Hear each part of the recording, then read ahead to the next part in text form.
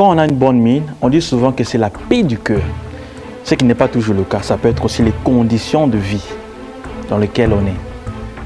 Bon, qu'à cela ne tienne, tout le monde est à la recherche de cette paix intérieure du cœur au quotidien. Cette paix dans un monde où la guerre et les violences ne font que changer de forme, où les familles sont rongées par la jalousie, les divisions, où l'insécurité ne fait qu'escalader, où le futur des couples est menacé par l'infidélité, où la jeunesse a perdu les repères, où les parents sont démissionnaires, où les politiciens sacrifient les populations sur l'autel de la corruption et de la méchanceté. Oui, cette paix, malheureusement, on la cherche souvent dans le monde, oubliant que le prince de paix, c'est le Christ ressuscité. Dans l'évangile de ce 6e dimanche de Pâques, Jésus nous donne 3 clés pour obtenir la paix intérieure.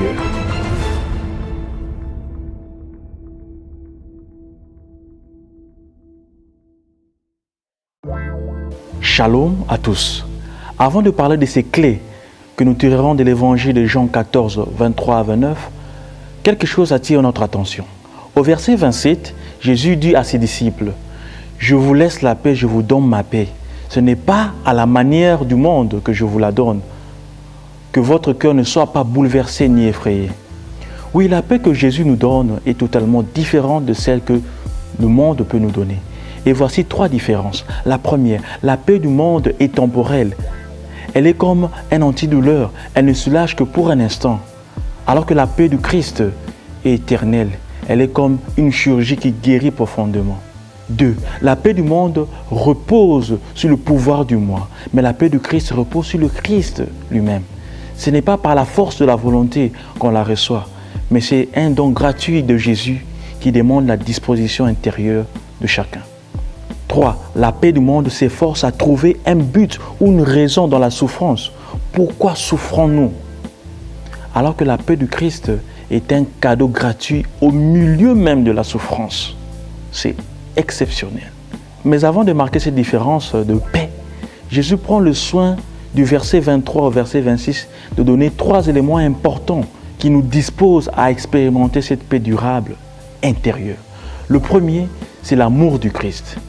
C'est tellement fondamental que toute recherche de paix sans cet amour ne serait qu'effort égoïste et fragile. Le deuxième élément, c'est la parole de Dieu. Si quelqu'un m'aime, il gardera ma parole. Mon Père l'aimera, nous viendrons chez lui et chez lui, nous ferons une demeure. Voici ce que dit Jésus. Voici ce que promet Jésus. Et cette promesse, Dieu la réalise toujours. Ici, Jésus nous demande de garder sa parole. C'est cette parole qui invite lui et le Père dans nos cœurs troublés et inquiets. Le troisième élément, c'est la docilité à l'esprit, le défenseur, le pacificateur. Cet esprit n'agit que quand nous nous laissons guider et enseigner par lui.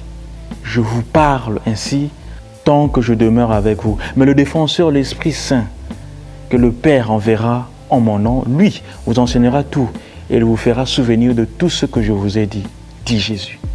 Ne perdons jamais de vue cela.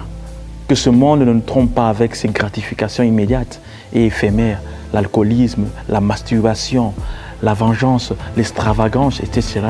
Seul Jésus donne la vraie paix intérieure qui dure. Bon dimanche à tous.